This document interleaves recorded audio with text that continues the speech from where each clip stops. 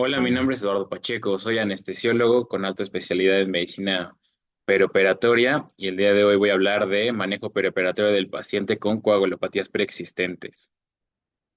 Aquí otra vez mi nombre, declaro que no tengo ningún conflicto de interés con esta plática y pues vamos a comenzar. Primero les daré los objetivos, que va a ser conocer la epidemiología de los trastornos de la coagulación preexistentes más importantes, entender el racional detrás de la valoración preoperatoria de estos pacientes y cómo vamos a estimar el riesgo hemorrágico en ellos, comprender las enfermedades hereditarias y adquiridas que aumentan el riesgo hemorrágico, aprender las directrices generales del manejo preoperatorio de dichas enfermedades, aprender el tratamiento pre, trans y posoperatorio en estos padecimientos y el manejo del paciente coagulópata previo a cirugía de urgencia o emergencia. Perfecto, entonces iniciaremos con un caso clínico en el que tenemos una mujer de 44 años con enfermedad de von Willebrand tipo 2A que va a ser sometida a una colecistectomía laparoscópica electiva por colelitiasis sintomática. El único antecedente de relevancia que tiene la paciente, aparte de la enfermedad de von Willebrand, es menorragia severa. Entonces, vamos a hacer la primera pregunta. ¿Cuál sería el siguiente paso en la valoración preoperatoria de este paciente? En primer lugar, tenemos programar la cirugía, ya que ya se tiene el diagnóstico de enfermedad de von Willebrand tipo 2A y solicitar 2 paquetes globulares y 4 plasmas frescos congelados. B, solicitar el factor de von Willebrand recombinante y administrarlo previo a la cirugía y continuar con el procedimiento. C, diferir el procedimiento, ya que no se puede llevar a cabo en las condiciones actuales. Y D, realizar tamizajes con una escala validada para estimar el riesgo hemorrágico en este paciente. Entonces, váyanlo pensando y más adelante durante la plática y lo iremos respondiendo. ¿Vale? Bien, recuerden cuál va a ser la que ustedes harían en este momento y más adelante lo veremos. Entonces, hablemos un poco de la epidemiología de estos trastornos hemorrágicos. En esta plática nos vamos a enfocar principalmente en los trastornos hemorrágicos hereditarios, aunque también vamos a tocar un poquito de los adquiridos, ¿vale?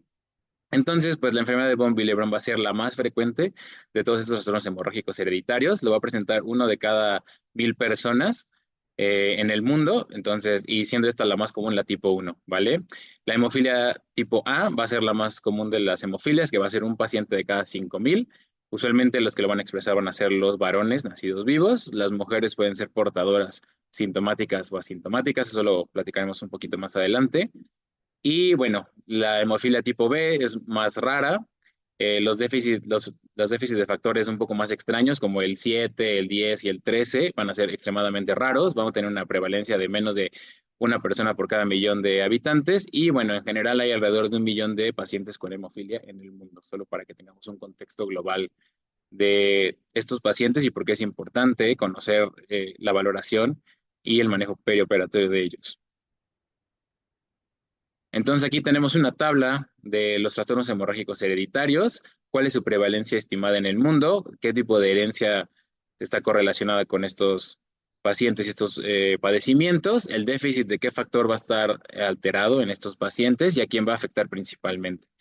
Entonces, como les comenté al inicio, nos vamos a enfocar en los más comunes. Entonces, vamos a empezar con la enfermedad de von Willebrand, que la más común va a ser la tipo 1. Tú vas a tener una herencia autosómica dominante en el que vas a tener un defecto de cuantitativo parcial de este factor. Entonces, vamos a tener el factor funcionante, pero no vamos a tener el nivel adecuado o los niveles sanguíneos adecuados para que no tengamos una hemostasia adecuada. Afecta por igual a ambos sexos y va a ser más del 50% de todas las personas con enfermedad. Von Willebrand, el tipo 2 y el tipo 3 son un poco más extraños. El tipo 3 es más grave, es muy severo y se presentan igual en ambos sexos. Por otro lado, la hemofilia, la más común va a ser la hemofilia tipo A, que ya les comenté la prevalencia, va a estar ligada al cromosoma X de manera recesiva. La hemofilia tipo A vamos a tener afectado el factor 8 y en la hemofilia tipo B vamos a tener afectado el factor 9, ¿vale? Entonces los portadores van a ser usualmente los que van a presentar sintomatología y las mujeres pues solo van a ser portadoras. Y bueno, allá abajo tenemos otros déficits un poco más raros, solo para que conozcan en general su prevalencia, el tipo de herencia y qué factor va a estar afectado en estos pacientes. Veamos, ¿y por qué es importante? Bueno, de todos los pacientes con hemofilia o con trastornos hereditarios de la coagulación, el 33% de ellos se van a someter a cirugía ortopédica, principalmente artroplastías. Esto va a ser usualmente por hemartrosis, puede ser postraumática o espontánea, dependiendo de la hemofilia o la enfermedad de von Willebrand que tengan. El otro 22% de estos pacientes que se someten a cirugía va a ser cirugía de cabeza y cuello, especialmente amígdalas y posterior a procedimientos dentales que no tienen una hemostasia adecuada. Se ha estimado un sangrado mayor aproximadamente del 4,8% en estos pacientes de prevalencia en centros muy especializados. Eso quiere decir que si estamos trabajando en un hospital que no tiene experiencia tratando estos pacientes, probablemente nuestra prevalencia va a ser más alta. Y bueno, 75% de los pacientes con hemofilia no tienen diagnóstico ni tratamiento previo. Entonces, si estos pacientes entran a cirugía, su principal eh, su primer evento diagnóstico, pues va a ser una hemorragia que puede ser inclusive masiva, ¿vale? ¿Cuáles van a ser las consecuencias de que entren estos pacientes al quirófano sin un diagnóstico? Pues van a tener un sangrado mayor a lo esperado, hematomas en expansión o síndrome compartimental, desde el sitio de canalización hasta el sitio quirúrgico, transfusión masiva no planificada, preparación quirúrgica o necesidad de que vuelva a entrar a un segundo tiempo quirúrgico para hemostasia, va a tener un aumento en la mortalidad perioperatoria del 2 al 5%, va a doblar esta mortalidad del 2 al 5 veces más y una estancia hospitalaria prolongada que te va a aumentar los costos 3 a 7 veces más, ¿vale? Y bueno, como les dije, pues solo el 25% de los pacientes hemofílicos en países con ingresos medianos va a tener tratamiento adecuado para su hemofilia y bueno, la principal indicación de atoplastía en estos pacientes pues va a ser la artropatía hemofílica por los sangrados o microsangrados que presentan en las articulaciones de estos pacientes. Muy bien, en este momento es importante que clasifiquemos los trastornos preexistentes de la coagulación en pacientes quirúrgicos. Principalmente vamos a tener tres causas, como ya les platiqué un poco, la que vamos a ver el día de hoy principalmente van a ser los trastornos hereditarios de la coagulación, pero también tenemos los trastornos adquiridos por alguna enfermedad, ya sea hepatopatía, enfermedad renal crónica principalmente, y los que van a ser secundarios a fármacos, que van a ser los pacientes que estén con antiagregación o anticoagulación, ¿vale? Muy bien. Entonces, ¿cómo vamos a valorar preoperatoriamente estos pacientes? Lo que nos dicen las sociedades actuales, la ASA y la Sociedad Europea de Anestesia y de Cuidados Intensivos, es que no se recomienda pruebas de coagulación rutinarias de forma preoperatoria si la historia clínica es negativa para sangrado, ¿vale? Las guías lo que nos dicen es usar herramientas de tamizaje, o sea, Bleeding Assessment Tools, como primer paso diagnóstico. Esto es aplicar una prueba de tamizaje para ver si ha presentado sangrados anormales durante su vida el paciente y si esto sale positivo, ya hacemos intervenciones de solicitar laboratorios o gabinetes, ¿vale? Eh, Otra cosa que nos dicen las guías es que debemos detectar y corregir toda anemia preoperatoria y coagulopatía antes de cirugías selectivas y que, bueno, de estos pacientes deben tener una planificación mínima de 7 días antes de su cirugía, entonces no puede ser que el paciente que tenemos un alto grado de sospecha de que tiene un trastorno hemorrágico puede entrar a cirugía en 1 o 2 días, tenemos que darle más tiempo, tenemos que interconsultar al hematólogo y posteriormente a eso, ya que tengamos un plan por escrito, puede entrar a cirugía. Ok, entonces, ¿cómo vamos a estimar este riesgo hemorrágico? Bueno, lo que nos sugieren las guías más actuales es usar la Bleeding Assessment Tool de la ISTH, que es la Sociedad Internacional de Trombosis y Hemostasia, que es un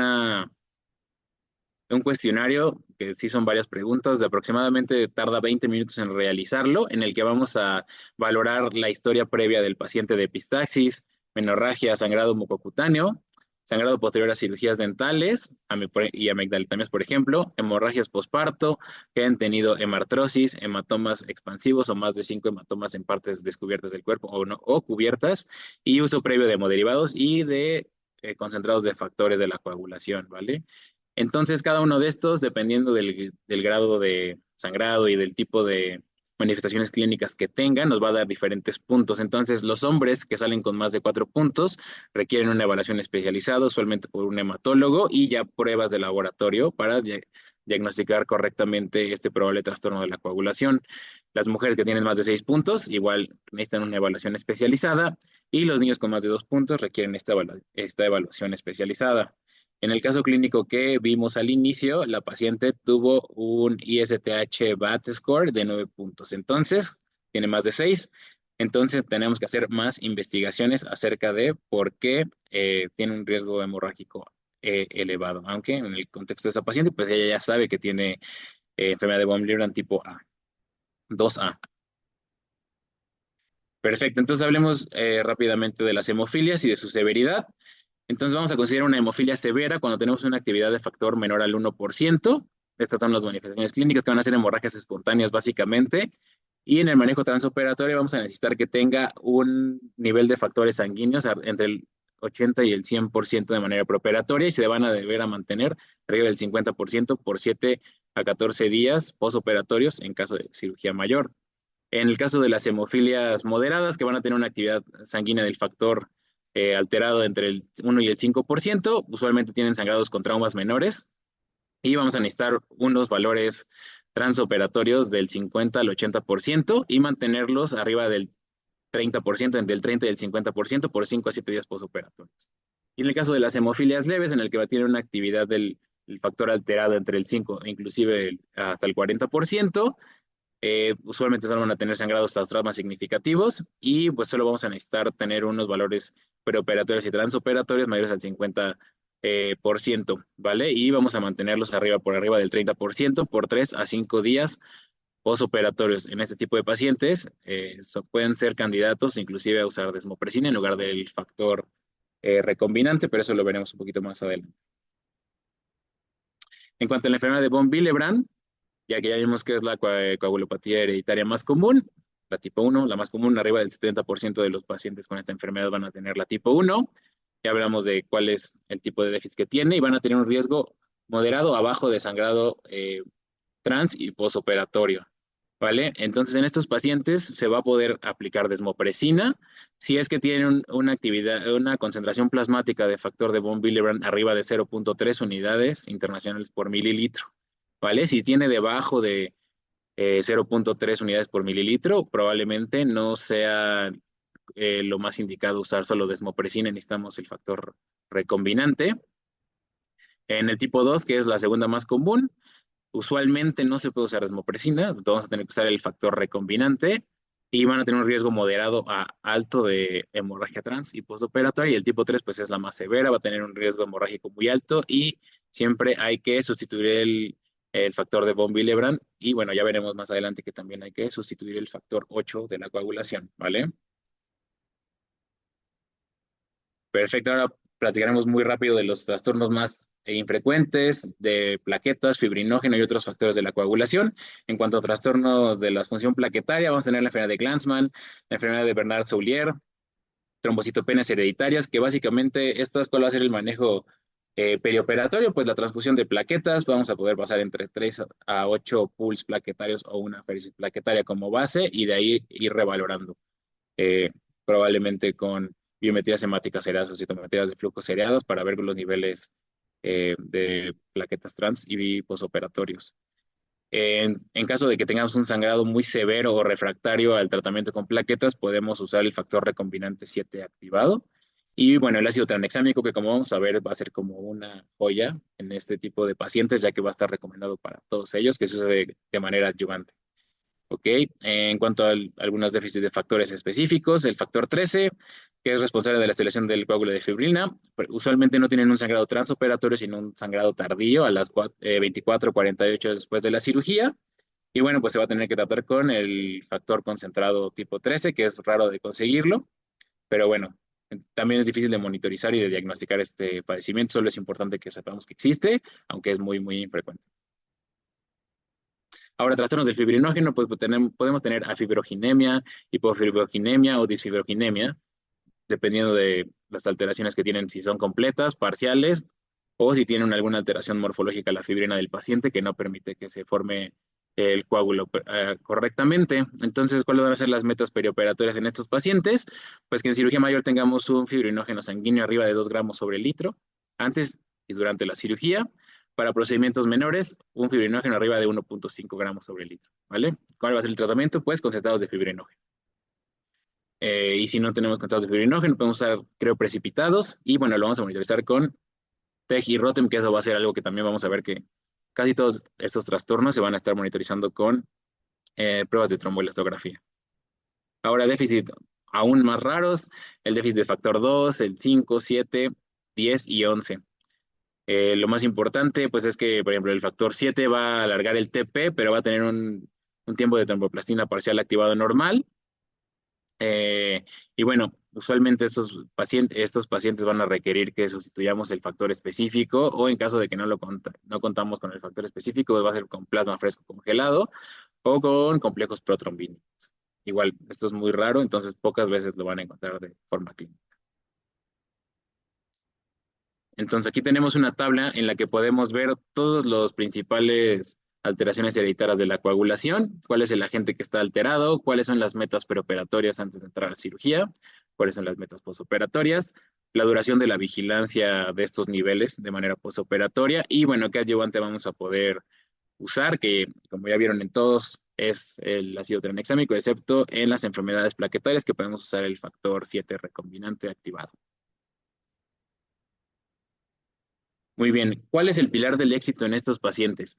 Va a ser el equipo multidisciplinario, va a ser que tengamos una coordinación perfecta entre todo el equipo involucrado, principalmente los que tenemos en este mapa mental. Tenemos entonces al hematólogo que nos va a dar el diagnóstico específico, nos va a decir el protocolo de tratamiento de estos pacientes, las dosis de los factores si es que los requiere de manera preoperatoria, trans y postoperatoria, y va a evaluar la presencia de inhibidores en pacientes que ya tuvieron tratamientos previos o inclusive hay pacientes que desarrollan inhibidores sin tratamientos previos con estos factores de la coagulación. Entonces es muy importante porque también va a guiar el tratamiento que le vamos a dar de manera y transoperatoria. El cirujano que va a tener que ajustar su técnica anestesia, su técnica, perdón, quirúrgica, la decisión de la urgencia del procedimiento, cuándo va a pasar, cuánto tiempo podemos optimizar al paciente, cuánto tiempo tenemos para valorarlo y cuánto tiempo no podemos esperar para realizar la cirugía, ¿vale? Obviamente el anestesiólogo que va a dictar la técnica anestésica, la monitorización transoperatoria, sí, el tipo de analgesia que le va a dar y bueno, va a utilizar el TEG o el ROTEM para guiar su manejo de transfusional durante el transoperatorio. Y bueno, también muy importante que banco de sangre sepa que este paciente va a pasar a quirófano, que tenga reserva de factores, de concentrados y de plasmas, dependiendo de lo que vaya a requerir cada paciente, o de crioprecipitados, de complejos protrombínicos, etcétera. Enfermería y la terapia intensiva, pues que probablemente va a requerir una cama monitorizada para el posoperatorio, que tengan listos todos los fármacos y las infusiones y pues que estén pendientes del paciente en el posoperatorio. Y bueno, el laboratorio principalmente, porque vamos a necesitar mediciones seriadas de estos factores de la coagulación durante el transoperatorio a veces. O si no se miden de manera transoperatoria, vamos a necesitar un tromboelastograma, un ROTEM durante el transoperatorio. Entonces tienen que estar conscientes que este paciente va a pasar al quirófano para que estén atentos y estén realizando las pruebas de manera constante cuando se necesiten, ¿vale? Entonces, si coordinan todo el equipo quirúrgico, probablemente al paciente le va a ir mejor. Estos pacientes requieren obviamente una evaluación por el hematólogo siempre antes de pasar al quirófano. No podemos tomar las decisiones como nosotros. Así que a pesar de que durante esta plática como anestesiólogo les voy a dar algunas dosis de los factores, etcétera, la mayoría de las veces en los pacientes con coagulopatías hereditarias requieren la dosificación dictada por un hematólogo. Entonces, estos son unos cuidados generales intraoperatorios del paciente coagulópata, especialmente el paciente con trastornos de la coagulación hereditarios. Entonces, tenemos primero normotermia. Obviamente hay que mantener al paciente con una temperatura central no mayor a 1 grado, va debajo de 36.5. Idealmente, vamos a usar calentadores líquidos intravenosos calentados principalmente, esas dos cosas. Ahora, los accesos vasculares. En estos pacientes debemos realizar los accesos vasculares con ultrasonido, ¿vale? Un acceso vascular ecoguiado debido a que si tenemos múltiples punciones o una punción falsa, podemos causar una hemorragia, un hematoma, inclusive un síndrome compartimental. Están contraindicados en estos pacientes las inyecciones intramusculares, entonces no debemos aplicarlas. Tener una farmacología cuidadosa, eso se refiere principalmente al uso de AINES. En la mayoría de estos padecimientos no es lo recomendable usar un AINE, ya que nos interfiere con la función plaquetaria también. Entonces hay que usar otras técnicas analgésicas. La monitorización intraoperatoria principalmente va a ser el tromboelastrograma y las pruebas de laboratorio de los diversos factores que tienen alterados estos pacientes. Hemoglobina perioperatoria, inclusive cada 30 minutos con biometrías hemáticas. Y bueno, temperatura corporal y pH, que es importante mantenerlos en rangos de la normalidad para evitar aumentar la coagulopatía en los pacientes que presentan hipotermia o acidosis. Y bueno, el control cardiovascular, las guías nos dicen que evitemos la taquicardia y las presiones muy elevadas en estos pacientes, ya que nos pueden aumentar el riesgo de sangrado y la cantidad de sangrado durante el transoperatorio.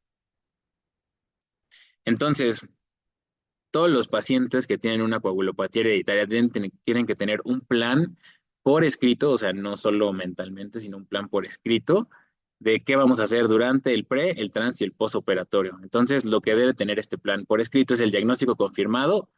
Eso quiere decir que no es solo como en el caso clínico que la paciente llega y te dice que ya tiene la enfermedad de von Willebrand, sino que hay que saber exactamente qué tipo de enfermedad de von Willebrand es, si la tipo 1, tipo 2 o tipo 3, y pues la severidad de esta enfermedad, la presencia o ausencia de inhibidores, que es lo que les decía, que algunos pacientes cuando han recibido múltiples terapias con factores recombinantes o aislados de plasma hacen anticuerpos contra estos factores y entonces empiezan a tener cada vez menos efectividad. Entonces hay que hacer algunas otras técnicas que lo vamos a ver más adelante.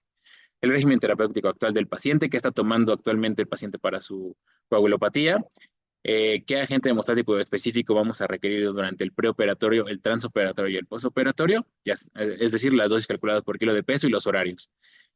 Objetivos que vamos a tener de actividad de los factores o de concentraciones plasmáticas de los mismos, cronograma de perfusiones, los agentes adyuvantes que vamos a usar y como ya les dije en la parte del laboratorio, que el laboratorio tenga un stock reservado de todos estos factores crioprecipitados o plasmas que va a requerir el paciente y tener un poco más en caso de que llegara a tener un sangrado inesperado durante el trans o el postoperatorio.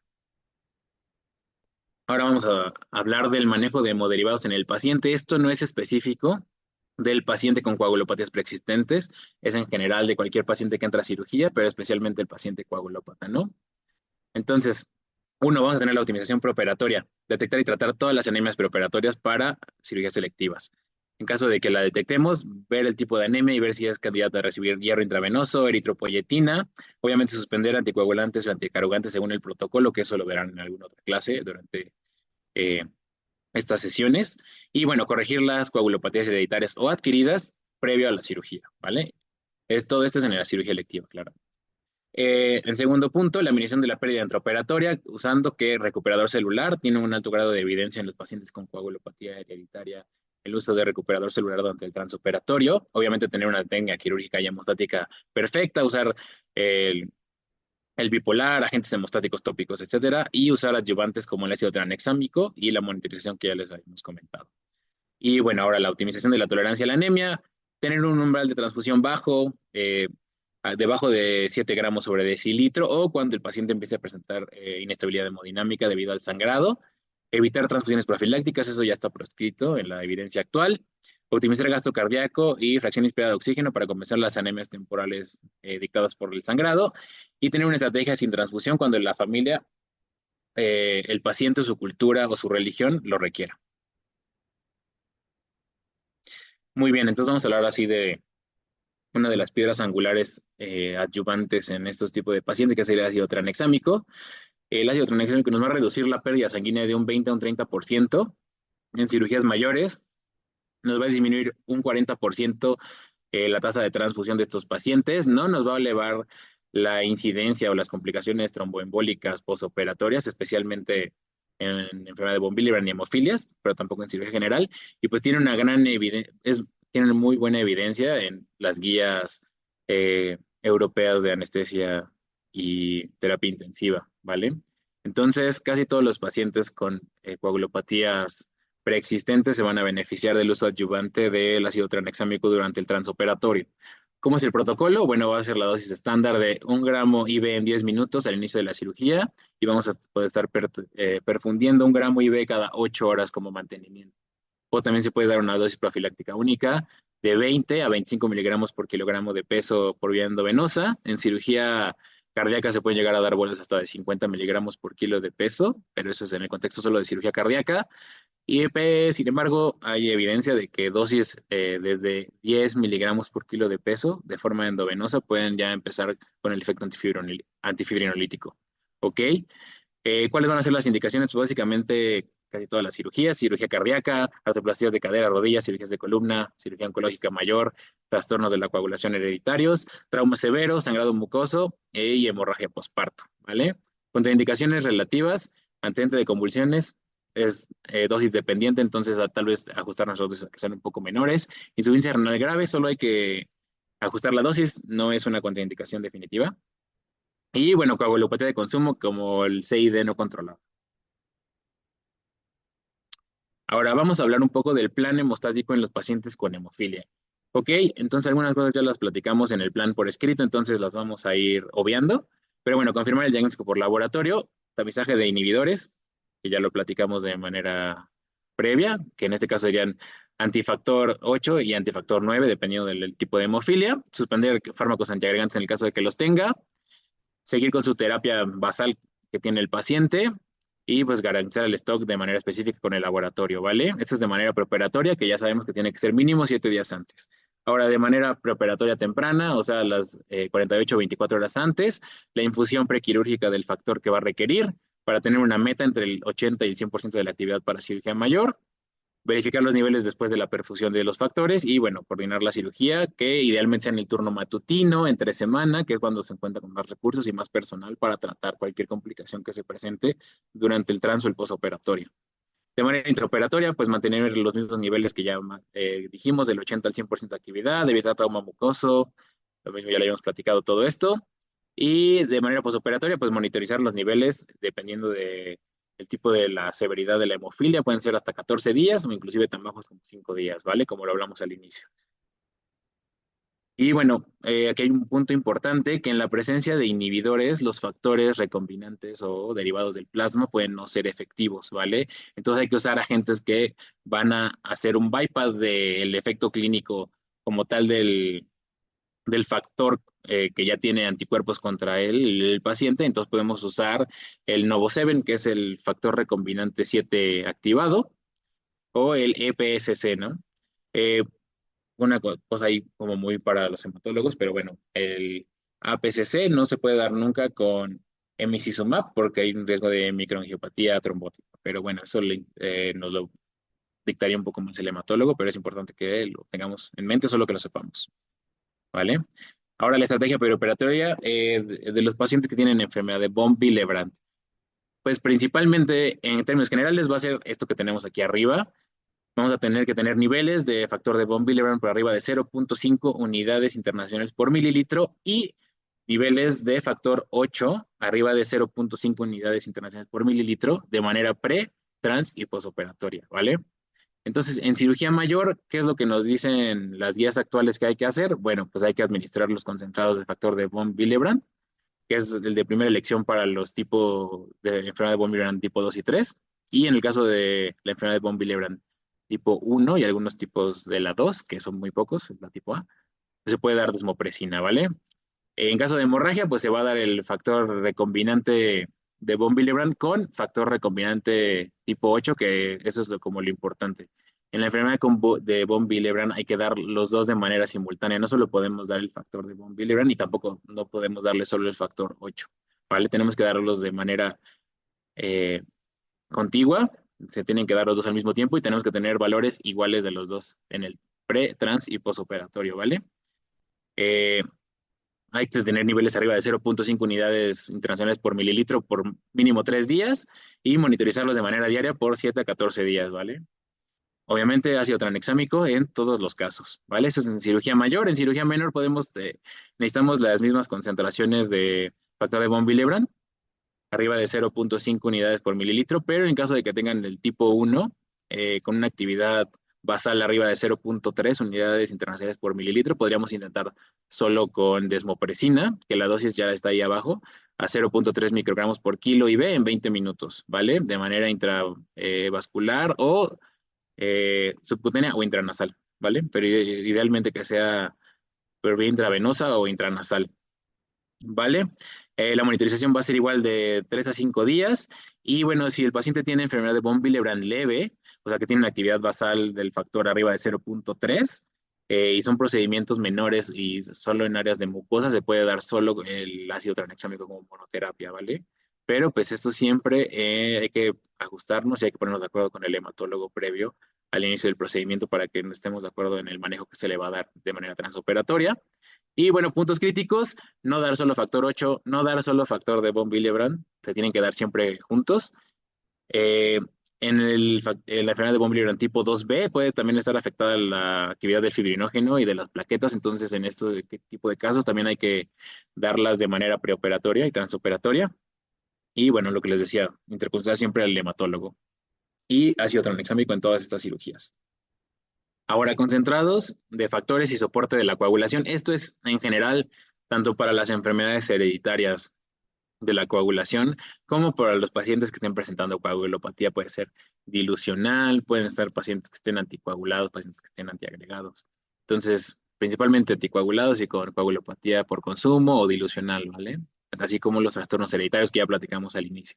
Entonces, solo son las dosis para que las tengamos en mente, ¿vale? Porque esto sí nos puede, es de nuestra incumbencia en el transoperatorio saber cuáles son las dosis que tenemos que dar de estos fármacos, ¿ok? Entonces, si vamos a dar un concentrado de fibrinógeno, la dosis va a ser de 25 a 50 miligramos por kilogramo de peso, con un objetivo de tener unos niveles plasmáticos de fibrinógeno arriba de 2 gramos sobre el litro.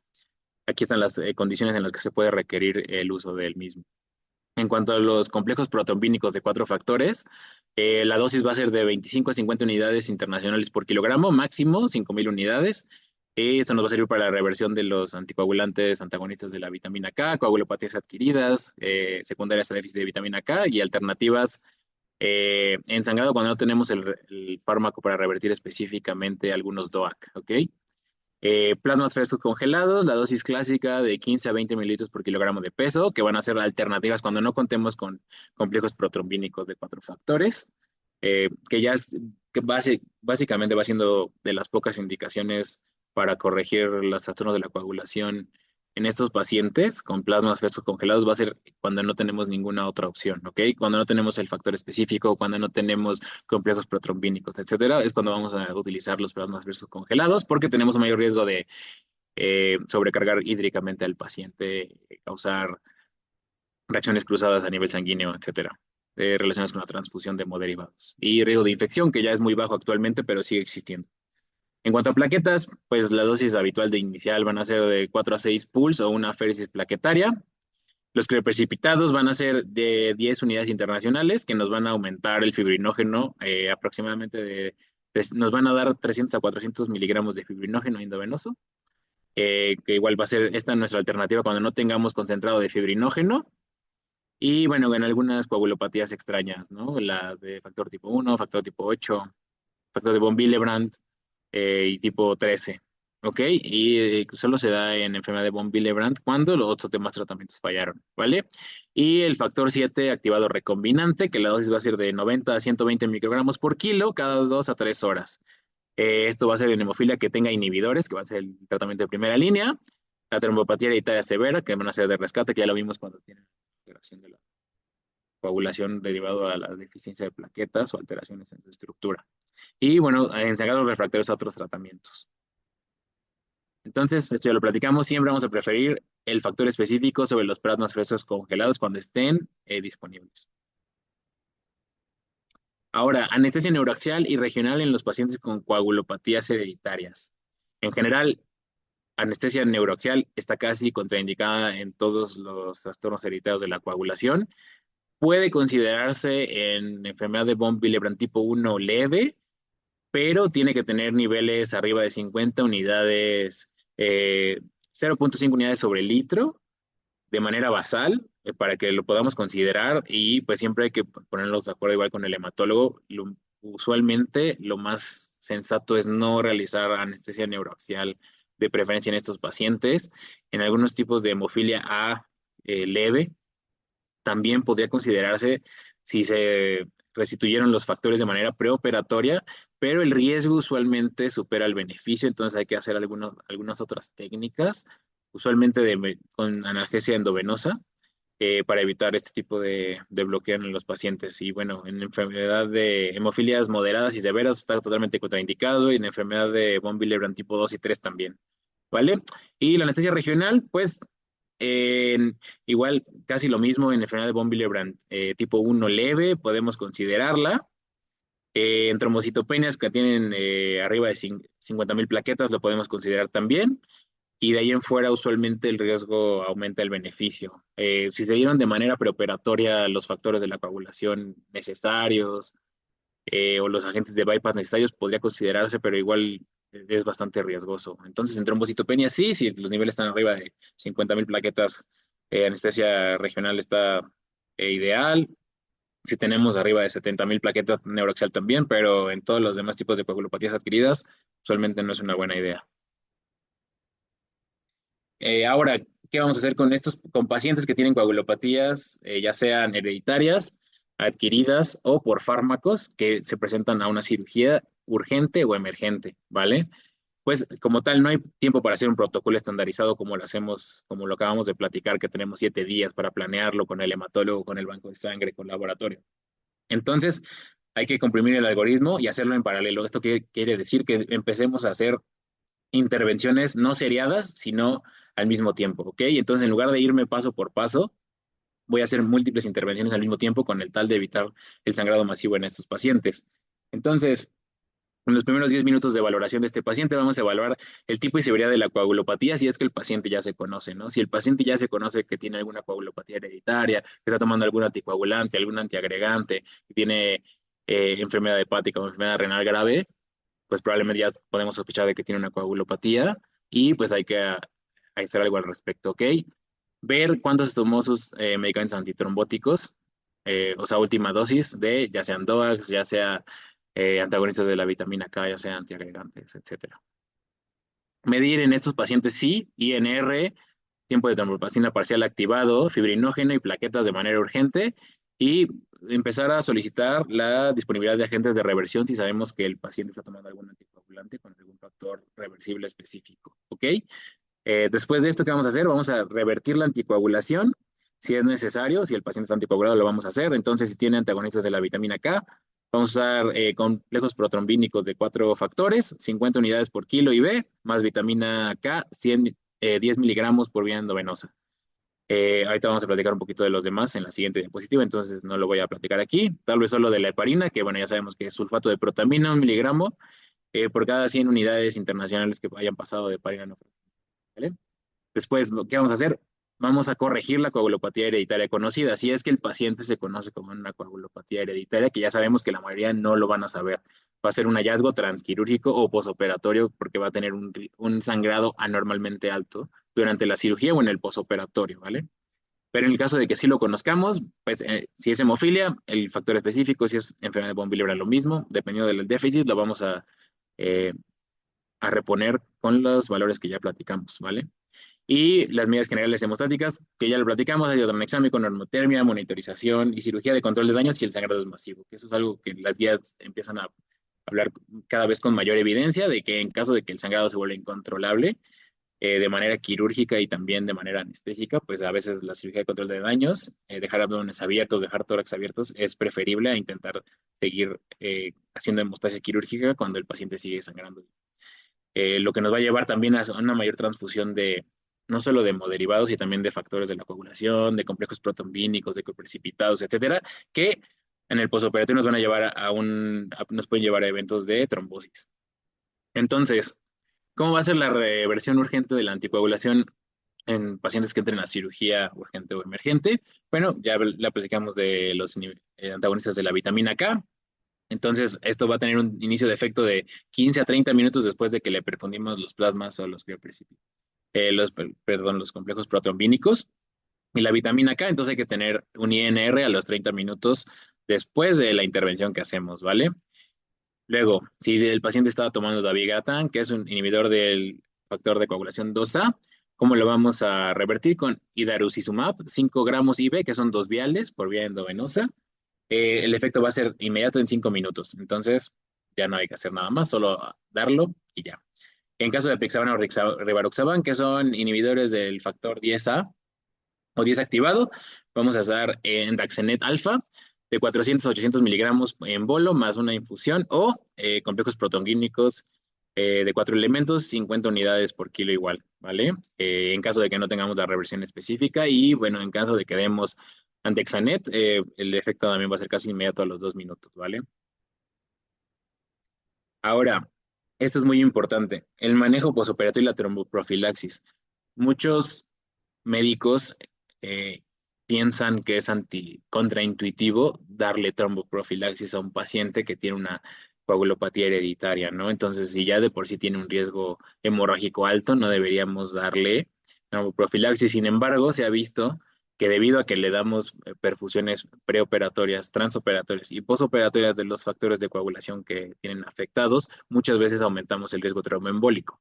Eso sin hablar de la transfusión de hemoderivados, de plasmas congelados, crioprecipitados, lo que sea, todo eso nos va a aumentar el riesgo tromboembólico. Entonces, ¿qué vamos a hacer? Pues principalmente medir los niveles de factor, bueno, esto es muy específico de cada enfermedad. Entonces, en el caso de la hemofilia, pues medir los niveles diarios de factor de von Willebrand hasta los 14 días postoperatorios si es que es severo. Eh, perdón, de los factores 8 y 9. En caso de la enfermedad de von Willebrand, vamos a medir el factor de von Willebrand y el factor 8 diario por igual 3 a 14 días. En fibrinógeno, una toma cada 24 horas y después cada 48, inclusive cada 72. El Technin-Rotem solo si hay sangrado activo y la hemoglobina pues de control cada 24 horas postoperatorio. ¿Ok? Entonces, como ya les dije, el riesgo de tromboembolismo venoso aumenta inclusive en pacientes hemofílicos. Entonces, si se pusieron factores de manera pre-trans y posoperatoria, si se pusieron hemoderivados y si el paciente fue a cirugía ortopédica mayor, que es la cirugía más común en estos pacientes, pues la recomendación va a ser movilización temprana para todos, profilaxis farmacológica, con heparinas de bajo peso molecular usualmente, pero pues esto va a ser una decisión conjunto con el equipo de hematología, ¿ok? ¿Cuáles son las señales de alarma en el posoperatorio en estos pacientes? Pues que tengamos un sangrado mayor a 400 mililitros en el posoperatorio o necesidad de transfusión, más de un paquete globular en 24 horas, caída súbita de los niveles de factor a pesar de las dosis que le estamos dando de manera programada, hematomas en expansión o síndromes compartimentales, que esto pueden ser muy peligrosos en caso de que sea cirugía de cuello, trombocitopenia progresiva posoperatoria, en el que hay que descartar trombocitopenia inducida por heparina o CID, y prolongación de los tiempos de tromboplastina parcial y tromboplastina parcial activada, ¿ok? En el posoperatorio y así evaluar la coagulopatía adquirida, ¿vale? En este caso, hay que tener mucho cuidado. Ahora vamos a hablar un poco de situaciones especiales en estos pacientes. Primero, de las portadoras de hemofilia, o sea, las mujeres que tienen actividad parcial de el factor 8 o 9 de la coagulación, ¿vale? Entonces, las portadoras usualmente tienen una actividad de este factor arriba del 50%, pero pues la variabilidad es muy alta, pueden tener desde el 18 hasta el 85%, ¿ok? Del 10 al 20% de estas pacientes van a tener niveles menores al 40% de actividad del factor y van a tener un riesgo aumentado de hemorragia, ¿ok? Pues el manejo, pues siempre medir de manera preoperatoria en estas pacientes el factor 8 o el factor 9, si es portadora conocida, y si la actividad del factor está debajo del 50%, pues tratar como una hemofilia leve, ¿vale? En el caso del embarazo y parto en pacientes con coagulopatías, en la enfermedad de von Willebrand, el factor de von Willebrand y el factor 8 se elevan fisiológicamente durante el embarazo, de 3 a 4 veces más del valor basal de la mujer. Entonces, en el tipo 1, usualmente, en la enfermedad de von Willebrand tipo 1, usualmente se normalizan. En la tipo 3, pues como tiene un déficit casi total, pues usualmente no se va a corregir. Pero en el tipo 2 puede llegar a corregirse, ¿no? Eh, entonces, pues hay que medir los niveles de factor de von Willebrand y de factor 8. Y si están por arriba de 0.5 unidades por mililitro, pues podríamos darle inclusive anestesia neuroaxial, que es un poquito lo que hablábamos en la anestesia, aunque bueno, las consideraciones prudentes, ¿no? Y bueno, en el puerperio que vamos a tener, que vamos a tener una caída abrupta del factor de von Willebrand posparto. Entonces, los pacientes que tenían a lo mejor enfermedad de von Willebrand leve, que se corrigió con el embarazo las concentraciones plasmáticas del factor, usualmente a una semana posparto es cuando tienen la caída abrupta del factor de von Willebrand y pueden presentar hemorragia posparto tardía. ¿Ok? Entonces hay que estar midiendo estos valores inclusive 14 días después de la cirugía. Bueno, de la cesárea o del parto para ir sustituyendo los valores de estos factores de la población en caso de que sean necesarios. Ahora vamos a tener la conclusión de nuestro caso clínico, que ya sabíamos que tiene. Entonces, medimos los antígenos contra el factor de von Willebrand, tenía 28% de actividad contra el factor de von Willebrand y tenía una actividad del 8% del factor y del 18% del factor 8. Entonces, se hizo un ensayo de desmopresina que no fue respondedora. Entonces, ¿qué fue lo que tuvimos que hacer en este caso? Bueno, pues ya sabemos, consultar en hematología, que eso se hace en todos los casos. Se hizo el ensayo con desmopresina, no funcionó. Entonces se le dio el Human P, que es un concentrado que tiene factor de von Willebrand y factor 8. Se le dieron 2.000 unidades internacionales y ácido tranexámico previo a la incisión quirúrgica. Tenía anticonceptivos orales, se le suspendieron y se dio su plan por escrito, que es lo que habíamos hablado.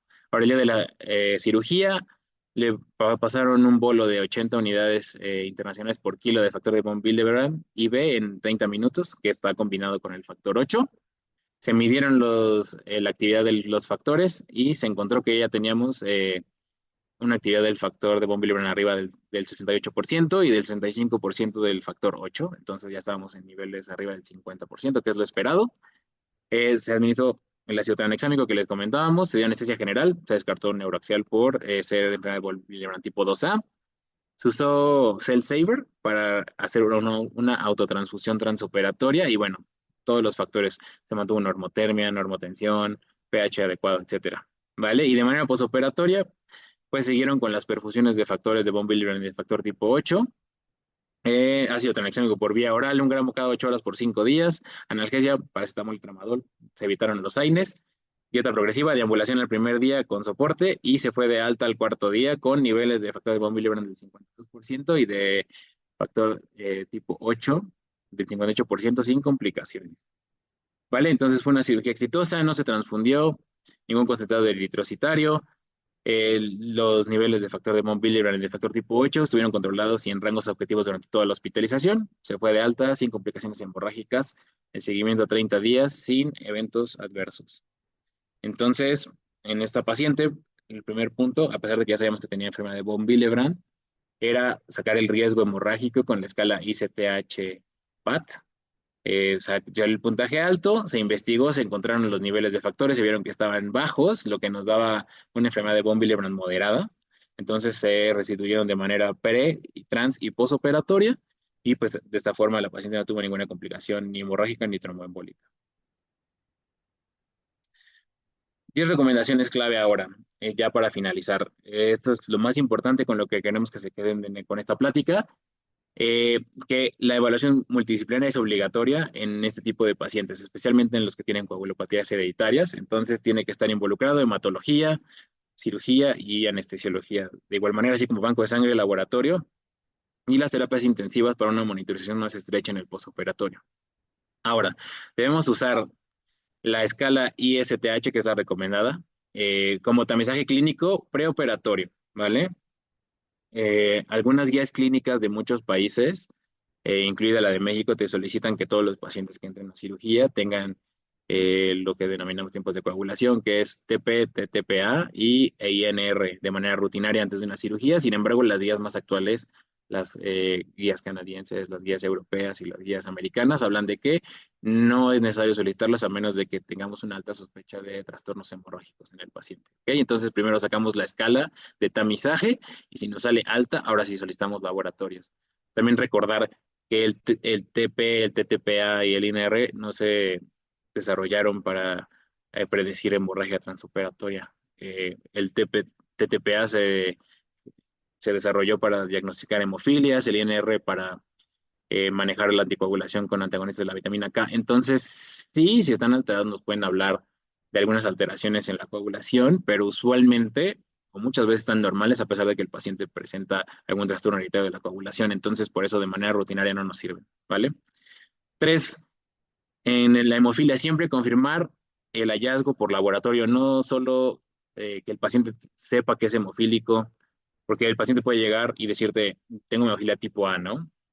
Y dices, ok, muy bien, pero si no se ha investigado de manera extensiva qué tipo de hemofilia y la severidad de la misma, siempre hay que hacerlo de manera preoperatoria, ¿vale? No solo creer lo que dice el paciente, ¿vale? En el caso de la enfermedad de von Willebrand, mantener objetivos duales. Siempre reponer factor de von Willebrand y factor 8 de la coagulación y para tenerlos arriba del 50% de actividad plasmática o 0.5 unidades internacionales por mililitro, ¿vale? Mínimo 3 días posoperatorio en la enfermedad de von Willebrand leve e inclusive hasta 14 días en la severa y en cirugía mayor, ¿vale?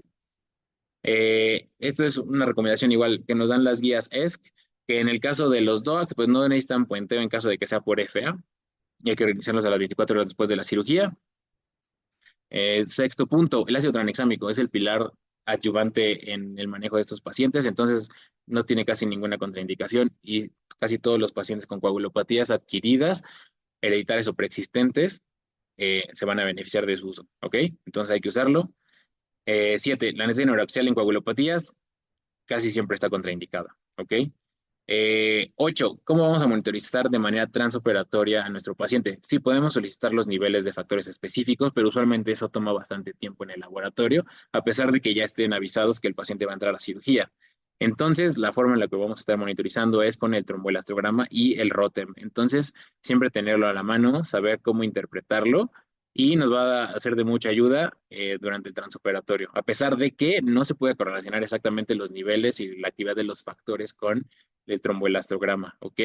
Sin embargo, nos puede dar una directriz general sobre nuestra terapia transfusional de crioprecipitados, de concentrados protrombínicos, de fibrinógeno, etcétera, ¿vale? Eh, Siempre corregir la anemia preoperatoria como noveno punto, que ningún paciente anémico entre a cirugía, no solo los coagulópatas, que sí, especialmente ellos, pero en general, que ningún paciente con anemia entre sin una cirugía electiva. Obviamente, si es urgencia o emergencia, no pasa nada, tendrá que entrar como llegue al momento quirúrgico, pero en cirugías selectivas y la sensible a tiempo que tengamos más de 4 semanas para realizar el procedimiento quirúrgico, no, ningún paciente anémico debería entrar a cirugía. Y por último punto, en cirugía urgente, pues obviamente revertir la anticoagulación si es que el paciente se conoce como anticoagulado y si hay algún familiar que nos dé la historia clínica o si el paciente sigue consciente y nos puede dar eh, la historia clínica y nos puede decir si toma algo, pues hay que revertirlo de manera preoperatoria antes de entrar a quirófano y de igual forma si el paciente nos comenta que tiene alguna coagulopatía, tal vez no nos va a poder decir el tipo específico y la severidad de la misma, pero bueno, ya con que nos diga que tiene hemofilia o que tiene enfermedad de von Willebrand o que tiene alguna coagulopatía hereditaria extraña o poco frecuente, podemos empezar a tomar algunas medidas al respecto sin que conozcamos exactamente los niveles de valores y todo eso, pero siempre intentar revertir la anticoagulación previo al procedimiento y tratar la coagulopatía hereditaria antes de que entre a quirófano el paciente. Y bueno, de manera de conclusión, pues obviamente el manejo preoperatorio de estos pacientes es un desafío. Son pacientes que no vemos todos los días, son pacientes que no llegan de forma habitual al quirófano. Entonces hay que tener este tipo de enfermedades en la mente y principalmente hacer el tamizaje hemorrágico, porque sin el tamizaje hemorrágico se nos van a ir muchos pacientes que probablemente vayan a tener un riesgo aumentado de sangrar durante el transoperatorio. Entonces, dejarnos de guiar tanto por los valores de TP, de TTPA o de INR, o solicitarlos de manera rutinaria a los pacientes y mejor dedicarle unos 15 o 20 minutos a realizar el tamizaje con ICTH-BAT para que nos dé un riesgo hemorrágico aproximado y veamos si este paciente puede tener alguna hemofilia o trastorno de la coagulación hereditario que no tenga diagnosticado, que es la mayoría de la población. Y bueno, ¿qué es lo más importante? Reconocimiento temprano y evaluación estructurada del riesgo, plan hemostáticos individualizados, dominio de las opciones terapéuticas, que ya en esta plática las dejamos casi todas, aunque no, a veces incumben un poquito más al hematólogo que a nosotros, pero bueno, para que lo sepamos en caso de que sean cirugías de urgencia o emergencia. Monitorización preoperatoria con tromboelastografía y coordinación estrecha con todo el equipo multidisciplinario en pacientes que entran de forma electiva, ¿vale? Entonces, una vez más, les repito, la clave del éxito en el manejo quirúrgico de los pacientes con este tipo de coagulopatías es la planificación anticipada y el trabajo multidisciplinario en equipo, ¿vale? Entonces hay que confiar en los expertos, en los hematólogos para que nos ayuden con las dosis y el cronograma de los medicamentos previo a la cirugía para que sea un éxito y disminuyamos el riesgo de hemorragia, etcétera. Muchas gracias. Ahí está mi correo de contacto. Cualquier duda, se las puedo contestar y muchas gracias.